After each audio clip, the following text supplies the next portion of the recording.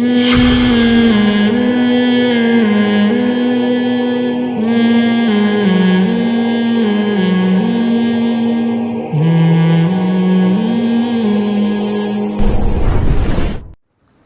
ملحد نے یہ اعتراض کیا کہ اس کائنات میں بہت سی چیزیں ایسی ہیں جن کی کوئی لاجک نہیں ہے, کوئی وجہ نہیں ہے, تو یہ جب اتفاق سے کچھ چیزیں بنتی ہیں بھائی ایسا ہی ہو گئی نا, تو اس میں مینجمنٹ نہیں ہوتی نا, وہ ایسے ہی ہو گئی وہ. تو اگر کسی نے بنائی ہوتی تو ایک چیز بھی بیکار پیدا نہ کی ہوتی. مثال دیے یہ جو عقل داڑھ ہے, بھائی ہم جب ایک داڑھیں آخر میں نکلتی ہیں نا بالکل اینڈ میں, یہ جو عقل داڑھ ہے یہ اس کا کوئی کام نہیں ہے, یہ چبانے میں کام نہیں آتی. تو اگر خدا ہے تو ایسی داڑھ کیوں نکال رہا ہے جو ایویں. بات آ رہی ہے سمجھ میں؟ فرض کر لو یہ ایویں ہے, فرض کر لو یہ کسی کام کی نہیں. اول تو یہ بات ہی غلط ہے, کسی کام کی نہیں ہے. میری عقل داڑھ نکلی تھی, درد ہوتا تھا, میں نے نکلوا دی, وہ کھڈا ہو گیا وہاں پہ اور درد بھی ایسے ہونا شروع ہوا, وہ ابھی پھر یہ میں کیا میڈیکل رپورٹیں پیش کروں میں, وہ بھی ڈاکٹر کی غلطی تھی, اس نے نکال دی. پھر ایک چائنا کا ڈاکٹر تھا, اس سے میں نے رابطہ کیا, کیونکہ ڈاکٹر یہاں کا جو تھا نا وہ دوسری بھی داڑھ نکال رہا تھا. اس ڈاکٹر نے اس کو صحیح, الحمدللہ چائنا والے نے صحیح کر دیا اس کو. تو اس نے کہا وہ داڑھ بھی نکلوا کے آپ نے غلطی کی. اور اس چائنا کا ڈینٹسٹ تھا, اس نے مجھے کہا کہ یہ عقل داڑھ اتنی اہم ہے, یہ بڑھاپے میں یہی رہ جاتی ہے ٹھیک ہے نا, باقی ساری داڑھیں شارٹ ہو جاتی ہیں, یہ بڑھاپے میں کام آتی ہے. اور اس نے کہا اگر یہ چبانے میں استعمال نہیں بھی ہو رہی تو یہ بڑھاپے میں جو بتیسی لگتی ہے نا اس کو سپورٹ کرتی ہے. یہ بتیسی کو ٹکانے کے لیے بھی تو کچھ چیز ہونی چاہیے نا. تو داڑھ جو آپ کے بڑھاپے میں ڈاکٹر بتیسی لگاتے ہیں اس کو ٹکانے کے لیے بھی تو کچھ چاہیے نا, کیلوں سے تھوڑی ٹھوکیں گے وہاں پہ. تو عقل داڑھ اس کو سپورٹ کرتی ہے. خیر یہ تو ڈاکٹروں کا ٹاپک ہے, میرا ٹاپک نہیں ہے. میں فرض کر رہا ہوں وہ بالکل کیا ہے, فضول ہے. تو سوال یہ ہوتا ہے کہ تھوڑی دیر کے لیے ہم نے مان لیا کہ آپ یہ کہہ رہے ہیں کہ اس انسان کی باڈی میں کچھ فضول قسم کی بھی چیزیں پیدا ہوئی ہیں. اگر کسی نے بنایا ہوتا تو ایک بھی فضول چیز پیدا نہ کرتا. سوال یہ پیدا ہوتا ہے کہ اگر آپ اس سے یہ ثابت کرتے ہو کہ کوئی خدا ہے ہی نہیں, تو جب یہ بغیر خدا کے انسان بنا ہے اگر, تو یہ دانت منہ کے اندر ہی کیوں ہیں بھائی؟ یہ ہڈیاں جو نکل رہی ہیں اتنی مضبوط, یہ ہاتھوں میں کیوں نہیں نکل رہی؟ اور اس کے بیچ میں زبان کیوں ہے؟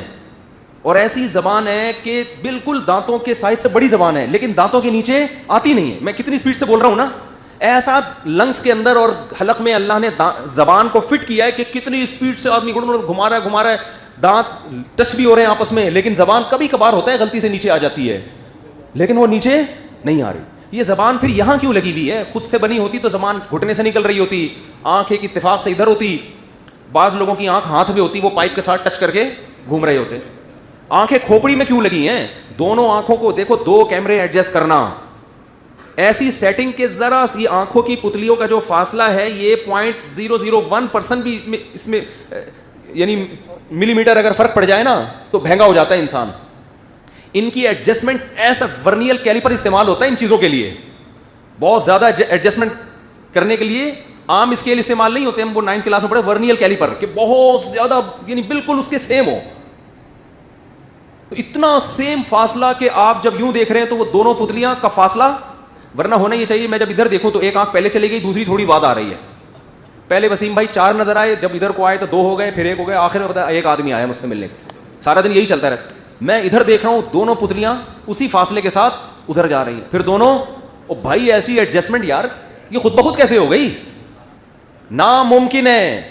الم نجعل له عینین ولسانا وشفتین, اللہ کہہ رہے کیا میں نے تیرے دو آنکھیں نہیں بنائی, دیکھتا نہیں ہے ان کو, ولسانا تیری زبان نہیں بنائی, وشفتین تیرے ہونٹ نہیں بنائے.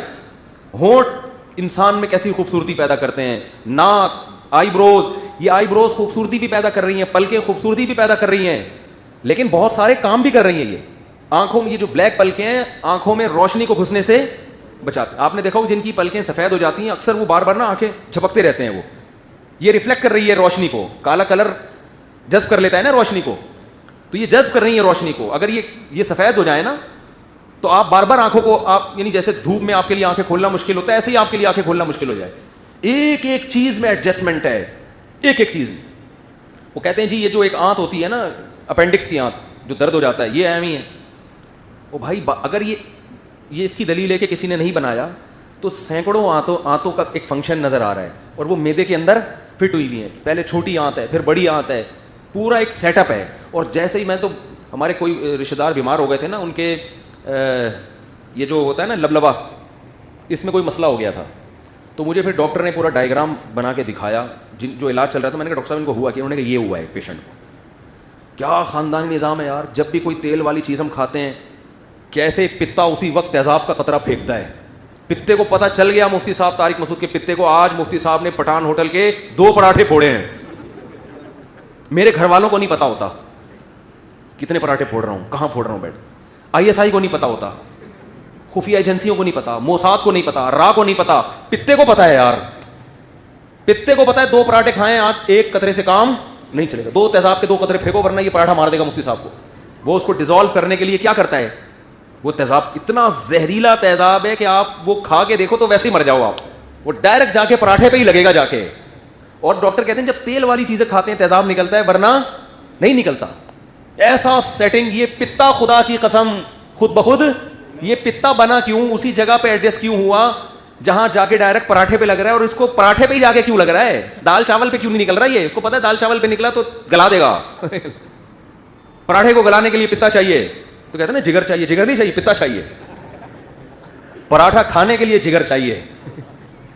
ہر آدمی کا کام پراٹھے کھانا, ڈبل روٹی اور پاپوں پہ ہماری نئی جنریشن آ گئی. پراٹھے کے لیے کیا چاہیے؟ جگر. تو لیکن پراٹھے کو ہضم کرنے کے لیے جگر نہیں, پتا چاہیے. آئی بات سمجھ, پتا چاہیے. تو خیر, تو سوال یہ پیدا ہوتا ہے یہ دانت منہ میں کیوں لگے ہوئے ہیں بھائی, یہ ناک یہاں کیوں لگی ہوئی ہے؟ ہم کھاتے ہیں تو اللہ نے وہی ناک کا انتظام کیا ہوا ہے, فوراً اسمیل بتا دیتی ہے کہ یہ کھانے کی چیز. ورنہ پہلے سونگنے کا ڈپارٹمنٹ الگ ہوتا, وہاں سے سونگوا کے لاتے کہ بدبو تو نہیں آ رہی اس میں. پھر ٹیمپریچر چیک کرنے کا ڈپارٹمنٹ الگ. ہمارا ہاتھ بتا دیتا ہے کتنا گرم ہے, یہ زبان پہ رکھنے کا ہے کہ نہیں ہے, ہاتھ بتاتا ہے ہمیں. ورنہ پہلے ہاتھ, وہ الگ الگ چیزیں مشینیں پیدا ہوتی ہیں, ہر چیز ایسی ہے. اور پھر یہ بھی نہیں, جو آلات کھانے کے لیے چاہیے نا وہ ترتیب سے لگے ہوئے ہیں. ہم ہاتھوں سے پراٹھا توڑتے ہیں, روٹی توڑتے ہیں, تو یہ تو ہماری مجبوری ہے نا. تو اللہ نے کہا یہی ہاتھ تمہیں بتائیں گے کہ اس کا ٹیمپریچر کتنا ہے. اس کے لیے الگ کوئی یہ نہیں کہ گھٹنے میں اللہ نے کوئی الگ سے مشین فٹ کی ہوئی ہو کہ ہاتھ سے پراٹھا اٹھار کے پہلے وہاں لے کے جاؤ دیکھو کیا ٹیمپریچر آ رہا ہے. ایسا نہیں ہے بھائی, توڑنا تو ہاتھ سے ہی ہے. تو اللہ نے کہا تمہاری انگلیوں کے پورے ہی بتائیں گے تمہیں. آئی بات سمجھ. کھانا زبان سے, اب زبان کیا کرتی ہے, وہ جو لعاب نکلتا ہے نا نشاستہ, اب میڈیکل سائنس کی زبان تو میں نہیں جانتا, ڈاکٹر یہ بتاتے ہیں, ڈاکٹر نہ بھی بتائیں خود ہی پتہ چل جاتے ہیں یہ چیزیں. یہ تو آج لوگوں نے ایک چیز بنا لی ڈاکٹروں کے حوالے سے بات کر رہا ہے. بھائی یہ تو خود پاگل سے ایک صاحب کہنے لگے پانی کس وقت پینا چاہیے, ڈاکٹروں نے کہا. میں نے کہا ڈاکٹروں سے پوچھنے کی ضرورت نہیں, یہ آپ کی جسم خود بتا دے گا پانی کس وقت. ہر چیز ڈاکٹروں سے پوچھ, شادی کب کرنی ہے ڈاکٹر سے پوچھتے ہو. ابے تمہاری باڈی بتاتی ہے کہ کب کرنی ہے, یہ تو ابا سے پوچھنے کی چیز نہیں ہے, ڈاکٹر سے پوچھ رہے ہیں. ابا سے پوچھ رہے ہیں ابا میں شادی کر لوں. بھائی ابا اگر ابا ہوگا بولے گا بیٹا یہ تو تجھے پتا ہے تجھے کتنی ضرورت, تو ابا کو روکنے کا بھی اس لیے حق نہیں ہے شادی سے بچوں کو. تو اب دیکھو کہ ہم زبان جو ہے وہی کیا اسی نے نکالنا ہے نا کہ وہ لعاب جو نکلے گا جو ہضم کرے گا, لعاب شامل ہوتا رہتا ہے نا یہاں سے, تو وہی زبان آپ کو یہ بھی بتائے گی کہ کڑوا ہے میٹھا ہے, تاکہ اس چبانے کے پروسیس کے دوران کھانے کے مزے بھی آپ ساتھ ساتھ لیتے رہو. یعنی دانت چبا بھی رہے ہیں, یہ ضروری ہے چبانا. زبان تھوک نکال کے اس کھانے کو ہضم کرنے کا ذریعہ بھی بن رہی ہے, یہ بھی ضروری تھا. اب یہ نہیں ہے کہ لذت کا ڈپارٹمنٹ الگ ہو, پراٹھا مزے کا کتنا ہے, بریانی مزے کی کتنی ہے, وہ الگ پارٹ ہو جو وہاں رکھو پراٹھے کو تھوڑی دیر مزہ آ رہا ہے, واہ واہ کیا مزے کا پراٹھا ہے, اب کھا لو اس کو. کیا خیال ہے بھائی؟ بریانی کتنی خوشبودار ہے, بریانی کی خوشبو بتانے کے لیے یہاں پیچھے سے ایک چیز نکلی ہوئی ہے نل کی, تو پہلے بریانی کو وہاں لاؤ خوشبو, واہ یار بڑی مزے کی بریانی, ہاں بھائی خوشبو پاس ہو گئی بہت مزہ آ رہا ہے, اب نکالو بریانی کو الگ سے, اب چبا کے نا نا نا نا جیسے یہاں لے کے جاؤ گے ناک بتائے گی واہ واہ واہ بھائی بڑا مزہ آ رہا ہے بھائی. 15 مسالوں سے تیار کردہ, قیمت صرف 5 روپے.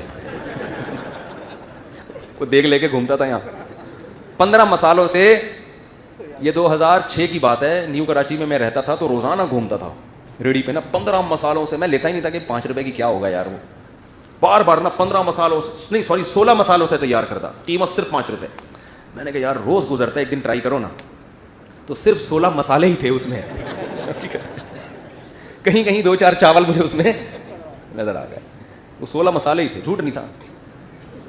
تو اب سونگنے کا ڈپارٹمنٹ یہاں ہوتا, ہم یہاں سے سونگھا کے لے کے جا, اللہ نے ناک یہاں لگا دی, اسی سے خوبصورتی بھی ہے جسم کی, آپ کے فیس کی خوبصورتی ہے اس سے.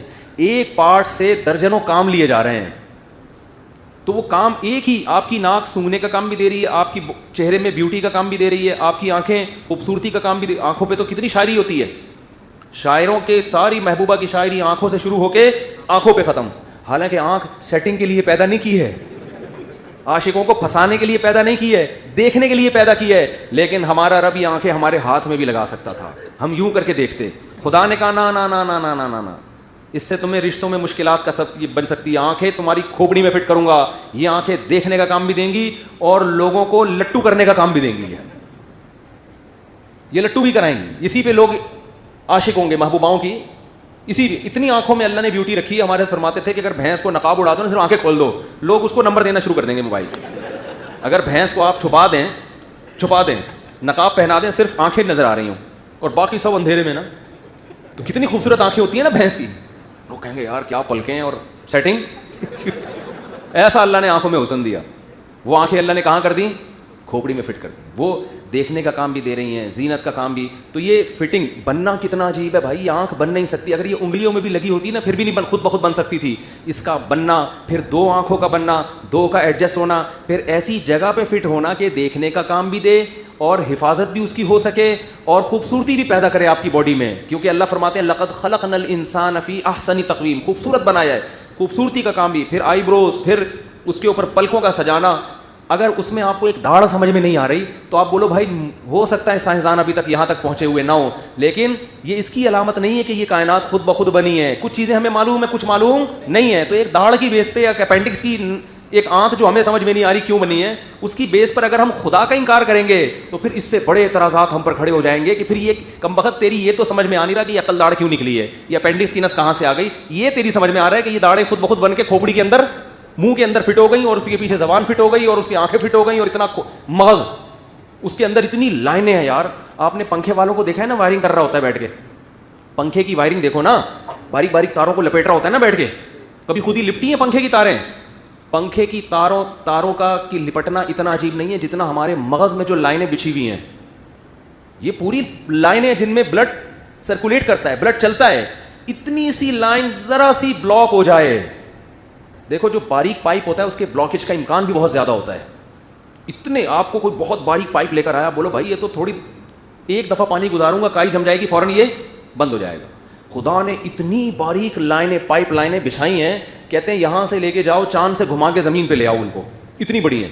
اور ان لائنوں کو فٹ کر کے ایسا فٹ کیا کہ ایک لائن دوسری لائن میں گھس بھی نہیں رہی ہے, اور فٹ کر کے ہماری کھوپڑی میں فٹ کر دیا اور اس کے اوپر ایک مضبوط خول چڑھا دیا.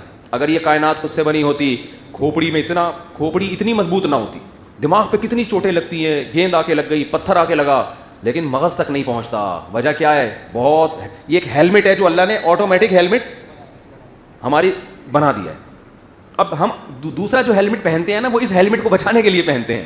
تو ایک آدمی جوتوں کی دکان پہ گیا نا بیوی کا سینڈل لینے کے لیے, تو چیک کر کے دیکھ رہا ہے یہ جو کر گیا کتنا زور سے لگتا ہے. اس نے کہا یہ کیا کر رہا ہے؟ کہہ رہا ہے لگے گا تو مجھے ہی نا بعد میں یہ بھی دیکھتا ہوں. تو کیسا عجیب نظام ہے. تو ان سے سوال یہ کرو کہ بھائی اپینڈکس کی وجہ سے تو کہہ رہے خدا نہیں ہے, اور عقل داڑھ کا, اور بھی بہت سی کائنات میں ایسی چیزیں جو ہمیں نہیں پتہ. تو اب یہ نہیں کہ ہمیں اگر کسی چیز کا نہیں پتہ تو ہم ایسی باتیں شروع کر دیں کہ اس سے بڑے اعتراضات ہمارے